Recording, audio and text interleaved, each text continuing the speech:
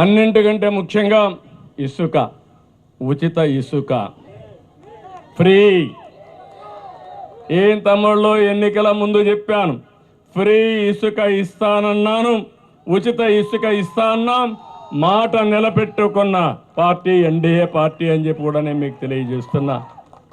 మీరందరూ ఒక పక్క నా మీద కానీ, పవన్ కళ్యాణ్ గారి పైన కానీ, నరేంద్ర మోడీ గారు చెప్పిన విషయాలు, ఎన్డీఏ చెప్పిన విషయాలన్నీ కూడా మీరు నమ్మారు, పూర్తిగా విశ్వసించారు, మాకు బ్రహ్మాండమైన మెజార్టీతో గెలిపించారు.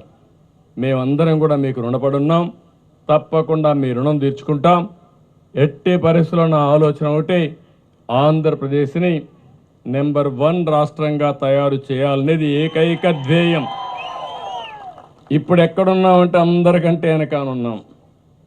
మొన్న జీతాలు కూడా ఇవ్వలేము, పెన్షన్లు ఇవ్వలేమంటే నేను ఒకటే చెప్పా, ఏం చేస్తారో నాకు అనవసరం, ఒకే రోజు పెన్షన్ ఇవ్వాలి, అందరికి ఇవ్వాలని, వాలంటీర్స్ ఉంటేనే సాధ్యం అని చెప్పిన పెద్ద మనుషులకు బుద్ధి చెప్పాలని సచివాలయం సిబ్బందితో ఒకే రోజు ఇచ్చాం. అందుకని సచివాలయం సిబ్బందితో ఒకే రోజు పింఛన్లు ఇచ్చిన పార్టీ తెలుగుదేశం ఎన్డీఏ ప్రభుత్వం. అవునా కాదా అని అడుగుతున్నా మిమ్మల్ని. జీతాలు ఇవ్వలేమంటే సాధ్యం కాదని ఒక పక్క పింఛన్లు ఇస్తూనే ఇంకొక పక్క ఉద్యోగస్తులు కూడా జీతాలు ఇచ్చాం. రెండు కూడా చేశామంటే అది పార్టీకి ఉండే కమిట్మెంట్. తప్పకుండా చేస్తాం. మీరు కూడా ఒకటే చెప్తున్నా, ఈరోజు మీ ఉత్సాహం చూశాను. ఊర్లు కదిలొచ్చారు. మనస్సు నిండా అభిమానమే. ఎంత అభిమానం ఉందంటే ఆ అభిమానాన్ని పూల వర్షం కురిపించి బ్రహ్మాండంగా మాకు స్వాగతం పలికారు.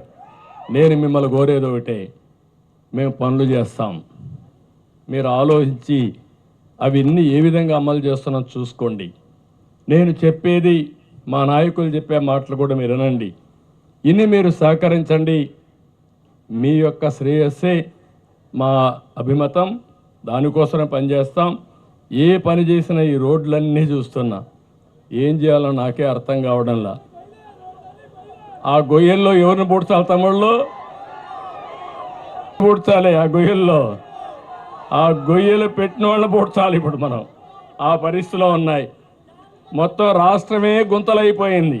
మన బ్రతుకులే ఆగమైపోయినాయి. కానీ ఈరోజు మిమ్మల్ని చూస్తే మాత్రం నాకు అనిపిస్తుంది, మొన్నటి వరకు నేను వస్తే బిక్కుమంటూ వచ్చేవాళ్ళు, ధైర్యంగా కూడా వచ్చేవాళ్ళు కాదు. నేను ఏదైనా జోక్ వేసినా మీరు నవ్వేవాళ్ళు కాదు. ఈరోజు మీకు ఒక స్వాతంత్రం వచ్చినట్టు మీ మనసులు చూస్తూ ఉంటే, మీ ముఖాలు చూస్తూ ఉంటే ఎక్కడికక్కడ ఉత్సాహంగా కనపడొస్తున్నారు. అంత మునుపు నాకు జ్ఞాపకం ఉండేది, నార్త్ కొరియాలో కిమ్ ఆయన ఉన్నాడు. అక్కడ నవ్వితే కొడతారు, ఏడిస్తే కొడతారు. మీ ఇంట్లో ఎవరైనా చనిపోతే ఏడిస్తే కొడతారు, మీ ఇంట్లో ఏదైనా మంచి జరిగితే నవ్వితే కొడతారు. అలాంటి జిమ్ ఇక్కడ ఉన్నాడు. మనకు మొన్నటి వరకు అందరం ఇబ్బందులు పడ్డాం. కానీ ఈరోజు మాత్రం మీకు రియల్గా చెప్తున్నా, ఫస్ట్ మీరందరూ కూడా వాక్ స్వాతంత్రమే కాకుండా హ్యాపీగా ఉండడం కోసం భగవంతుడు ఎంత శక్తి ఇస్తే అంత శక్తిని ఉపయోగించి మేము మీకు అండగా ఉంటాం, చేస్తామని మరొక్కసారి తెలియజేసుకుంటూ